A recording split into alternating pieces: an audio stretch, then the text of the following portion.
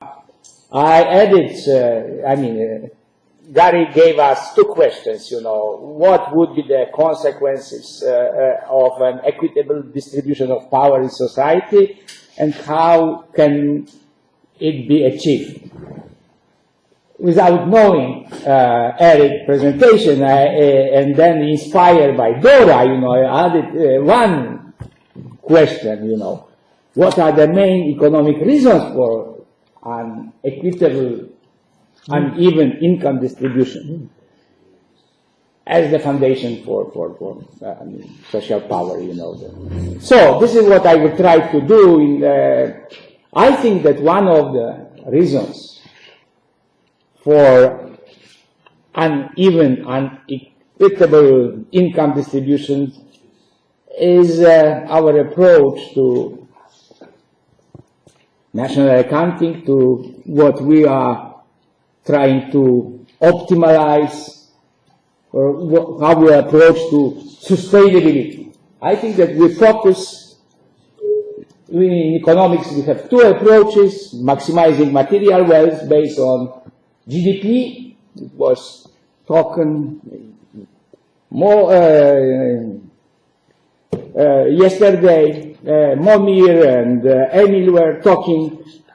And then the second approach, which also was not directly mentioned, and the second approach,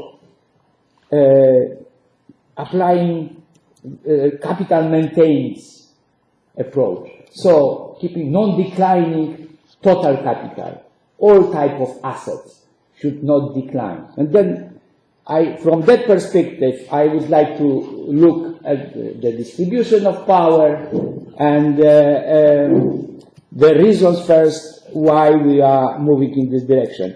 I think that the most popular approach, and then the popularity of GDP and maximizing the well-being put too much or puts too much attention to material goods, and in general, instead of well-being, we are moving to consumerism without sufficient attention and resources allocated to public goods, to those non-material goods like human capital, social capital.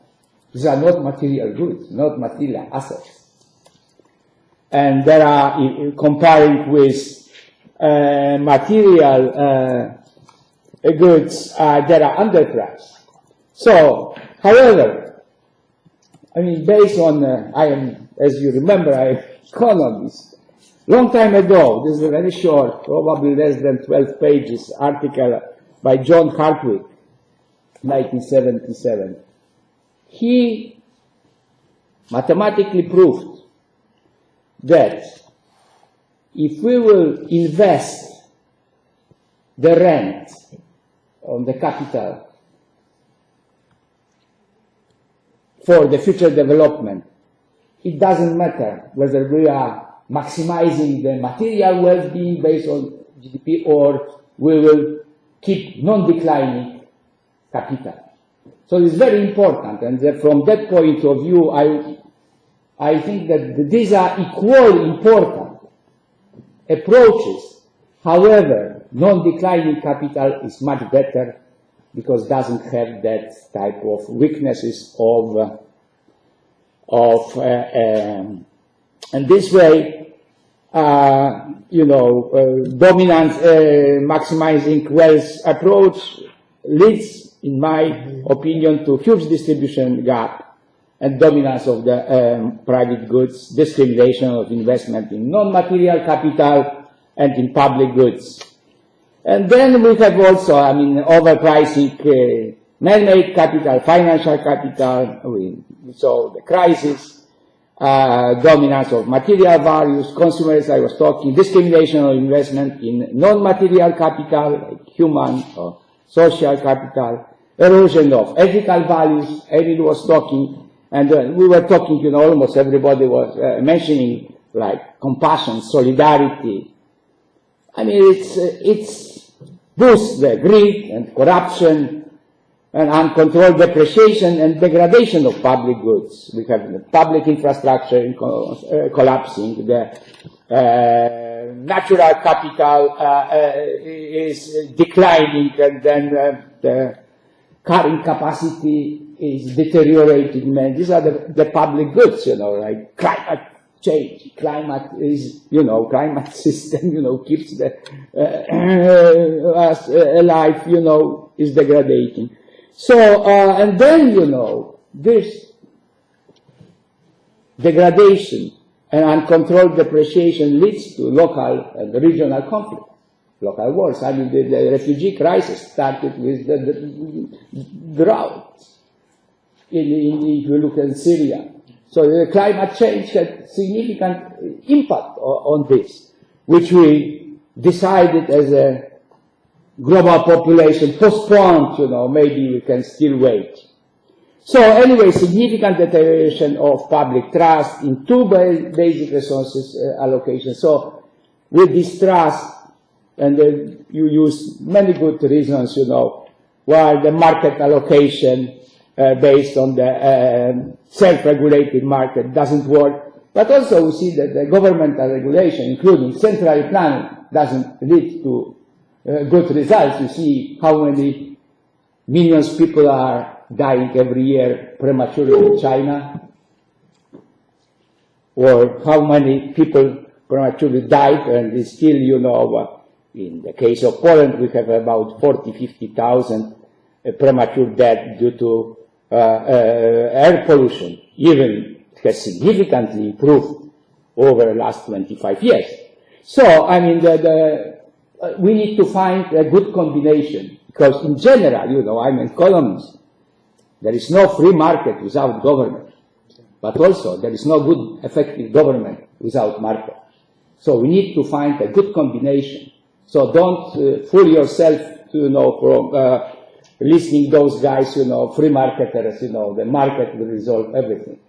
Yeah. So anyway, so this is the old, I don't know why I am repeating this, the classical economy. Smith was telling, they need to have this night guardian to keep the market behaving. So, but, so anyway, non-material forms, we need to find the right balance between material and non-material forms of capital, avoiding previous crises. We need to invest more in human capital, which has this enormous, unlimited creativity potential, which we will apply to resolve our problems, to produce. And then I am pleased that Eric mentioned, 80% of our wealth is produced by human capital. But we still, charge it, we tax it, instead of, boosting further development and avoiding taxation for those who are polluting, who are producing beds, the energy extraction, resource extraction, and so on. So, and then we need to invest in social capital. In my previous presentation, I was talking forging business and public life stronger and the relations based on ethical principles, which produce trust, higher standards on behavior, shared norms, shared values, including altruism, compassion, solidarity, and mercy. By the way, we discussed this with Alberto and Ivo in Vatican, the value of mercy and then how we can contribute as economists and designers of, for what we can do. So anyway, we need to change the approach to sustainability with significant contribution to paradigm shift in economics to human-centered sustainability.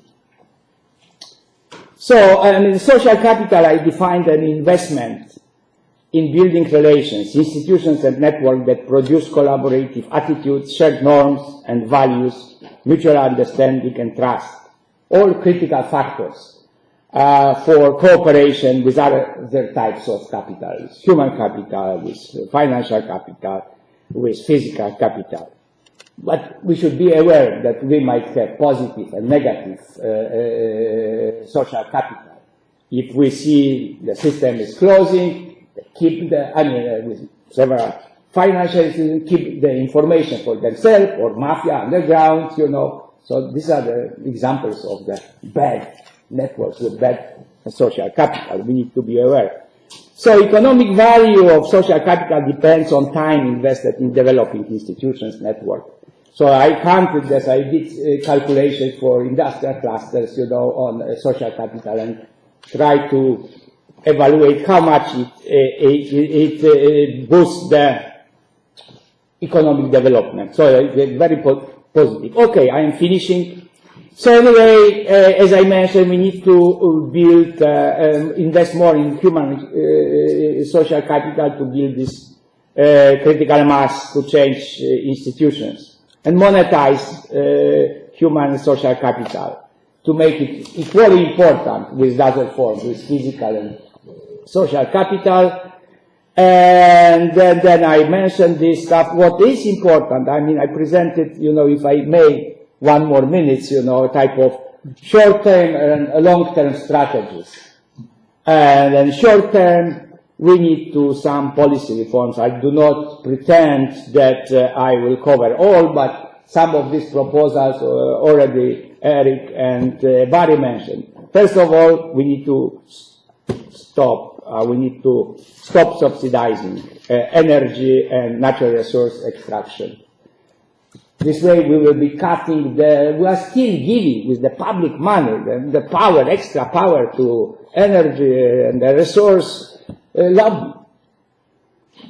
And then due to this also resource, if we will save these expenditures, we could finance the other investment. We should tax beds, the pollution, and free from taxes goods, like, we should not tax wages. We should not tax investment in public goods. We need to introduce fair tax reform. This is very simple and clear, and few exemptions. We need to do tax capital gains, and property inheritance. If we will do clear, strong property inheritance, maybe we wouldn't have Trump today. Yeah, we need to also take international efforts to abolish tax havens, because these are also leading to significant informal power. We should do smart, limiting a period for intellectual property execution. Smart, it means we need to find balance, we need to encourage business to invest in innovation and research, but at the same time, we should avoid that behaving like lazy cats, and then just charging rents instead of, and then the sick population, like in the pharmaceutical, is paying the price. And then fourth, freedom of information laws. We have on books in many cases with significant improvement of transparency, and we need to strengthen anti-monopoly law to avoid the concentration and of power. And finally, we, academia, particularly educational process, we need to implement student-centered approach to identify the unique talents and facilitate personal and professional development. We need to keep balance between knowledge, skills, and attitudes. We need to teach this way to discover knowledge rather than transfer. Because if you discover knowledge, this is nothing here I am repeating Albert Einstein, our grandfather of academia. You treat this as your own. You own this. So we need to teach this way. Promote not only hard, but also particularly soft science and critical factor for building social capital. We need to include ethical principles to building project. And so in research, we need to popularize best practices of government, business, and so on. For instance, good how to keep independent judiciary, which is very important to keep, the balance between three. Why one not applying the Costa Rica approach, which is working over 20 years? constitutional rule, 6% of GDP goes always for judiciary system. They can recruit the best people to work there, and they are not relying on the government. In Poland, for instance, the government did not pass the budget for constitutional tribunals, paralyzing them. So if you want to have independent judiciary, you need to be smart. The same you could do also to secure minimum investment for human capital. They also, in Costa Rica, have, I guess, 5 or 7%. So anyway, so there are some good practices.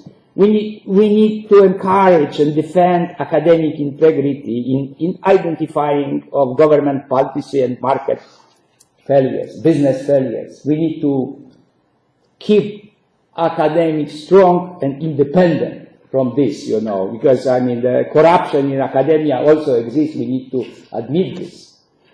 Promote action research involving all major human-centered sustainable development stakeholders and share with the results, resolving practical problems. Support networking as the third way of resource allocation based on ethical principles.